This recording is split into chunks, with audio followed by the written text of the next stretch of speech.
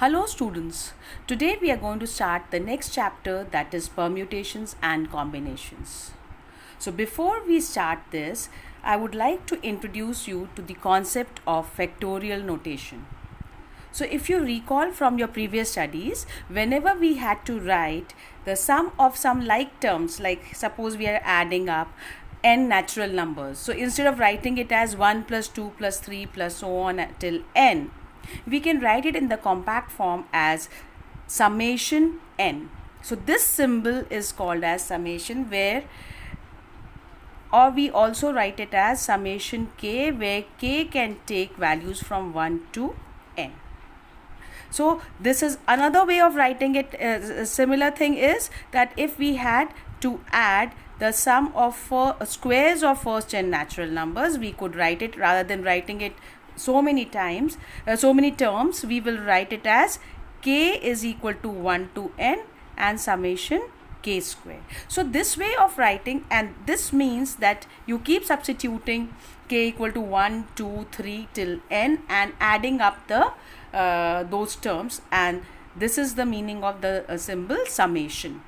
Same way, whenever we have to come across multiplying n natural numbers, like if you are multiplying 1 into 2 into 3 till n, so instead of writing so many terms, we write it in the short form as n and then followed by this symbol. This symbol is called as factorial notation. So we call it factorial n or n factorial. Another way of writing it is like it is slightly elongated L-shaped symbol, and then you write n over it.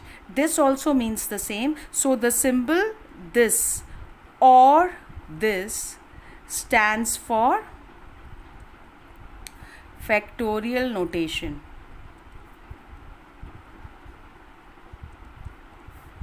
which means the product of n minus 1 till 1. So you keep on multiplying all natural numbers starting with n backwards till 1, and we get the meaning of n factorial. So if we have to find 1 factorial, it will be 1.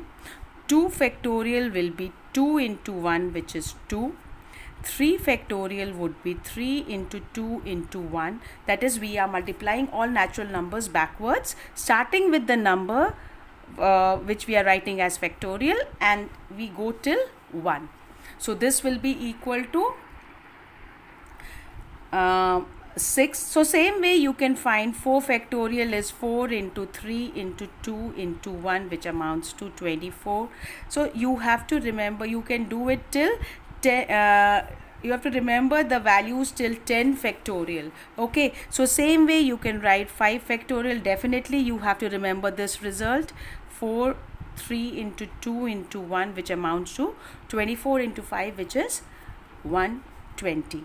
6 factorial on the same lines would be, and it goes on till 2 into 1, and which is 120 into 6, which is 720.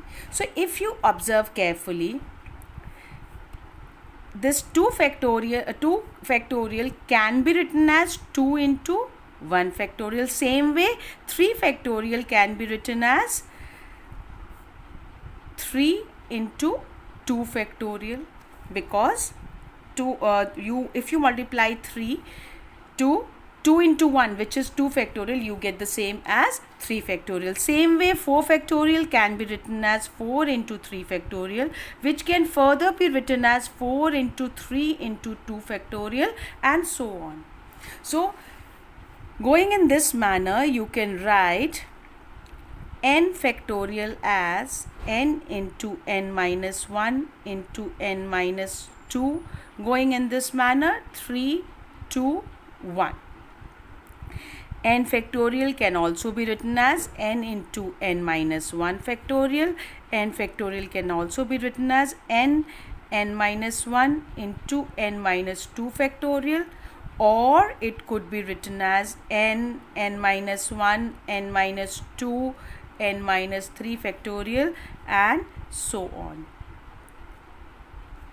Okay, so in this manner we can write very long multiplication of natural numbers in a very short form or a compact form, which is using the symbol factorial. So let's quickly solve some questions which will come in very handy for you all. So suppose we have to find, now one more thing before I take up the questions, we always take, see, for negative numbers we don't find the factorial, but we always take 0 factorial as 0.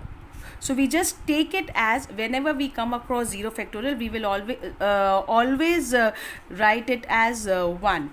Whenever we come across 0 factorial, it is taken as 1.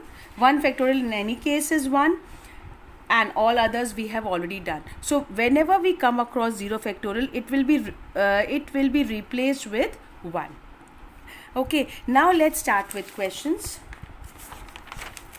To start with, if we have a question like, suppose we have to find 7 factorial minus 5 factorial. You cannot write it as 7 minus 5 factorial. Reason being, if you start left hand side, it will be what? 7 factorial minus 5 factorial. Now what is 7 factorial? It is 7 into 6 into 5 factorial minus 5 factorial, which can be written as 7 into 6 minus 1 times 5 factorial, which is equal to 42 minus 1 into 120, which is 41 into 120. Same way, if you write right hand side, it will be equal to 2 factorial, which is 2, and definitely left hand side is not equal to right hand side. On the same lines, if we have to have the sum of 2 factorial notations, it is not equal to the factorial of the sum of the two numbers.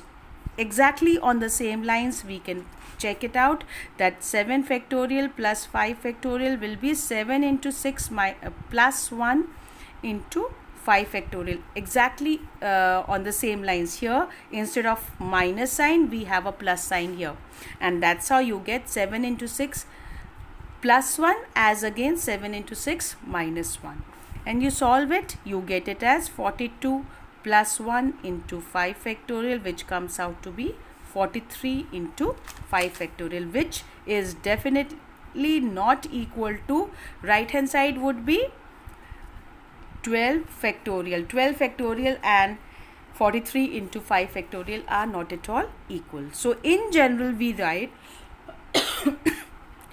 m plus n, m factorial plus n factorial is not equal to m plus n factorial. Also m factorial minus n factorial is not equal to m minus n factorial. Same is the case with product and division. Now we come to solving questions. So let's do exercise 7.2. Now question number 1 says evaluate 8 factorial. So we can easily write it as 8 into 7 into 6 into 5 factorial. We already know the value of 5 factorial, so it comes out to be 8 into 7 into 6 into 120, and which can be easily solved and written the answer. Now the next one is 4 factorial minus 3 factorial. Can be, though these are very small numbers, you can actually write them as 24 minus this is 6 into 2, that is 6, which is 18. Or otherwise, whenever we come across these difference of 2 factorial, we write one in terms of the other. So the bigger one in terms of the smaller one can be written as 4 into 3 factorial minus 3 factorial, and which will be equal to, you can take out 3 factorial common, 4 minus 1, which is 3 factorial into 3, but 3 factorial is 6 into 3, which is 18, the same answer as obtained above. On the same lines, you can do the next question. This was question number 1 first part, this was second part. Now coming to question number 2, we have to check whether 3 factorial plus 4 factorial is equal to 7 factorial. Clearly the answer is no, and we have already done this result, that the sum of 2 factorial notations is not equal to the factorial of their sum. Now coming to the third question, we have 8 factorial over 6 factorial into 2 factorial. Now such kind of questions, expanding a factorial in terms of lower factorials comes in very handy rather than solving the factorial notation completely, like solving it for 8 factorial, then solving it completely for 6 factorial and so on. So it is very easy if you simply write the biggest of the numbers in terms of the next number, which is smaller to 8. So that is 6 factorial. We could have written it in terms of 2 factorial also, but easier is you write it in terms of the bigger of the two numbers. So that is 6 factorial. Upon 6 factorial, you let it be as it is. 2 factorial can be written as 2 into 1. Now 6 factorial straight away gets cancelled. This 2 gets cancelled and it becomes 4. So you get 4 into 7, which is 28. Now next category of questions is, if we are given 1 upon 6 factorial plus 1 upon 7 factorial equal to x over 8 factorial. So we have to find the value of x. Now clearly, if the denominators of both left hand side and right hand side are equal, we can easily compare the numerators. Now how do we make the denominators same? The biggest out of the 3 factorial is 8 factorial. So it means we can write the 6 factorial and 7 factorial in terms of you can convert these into 8 factorial, or you can write this 8 factorial in terms of 6 factorial. Either ways we can do it. So let's convert these two as 8 factorial. So in order to become 8 factorial, you have to multiply it by 8 into 7. So obviously you just can't multiply the denominator, you have to multiply the numerator also. Plus the same way, in order to make it to be 8 factorial, you have to multiply it with 8. Obviously we have to also multiply the numerator, and this becomes remains as it is. Okay, so this becomes 8 into 7 into 6 factorial is 8 factorial, and this is 56, plus this is also 8 factorial, and this is 8, and this is also 8 factorial, and this is x. So clearly the denominator is the same, so the numerators would also be the same, and we get x is equal to 56 plus 8, which is 64. Straight away you get the answer. Another way of doing it is, you can convert this in terms of 6 factorial and then solve it. So what do we get? You can write it as 1 upon 6 factorial plus this is 7 into 6 factorial into 1 is equal to 8 upon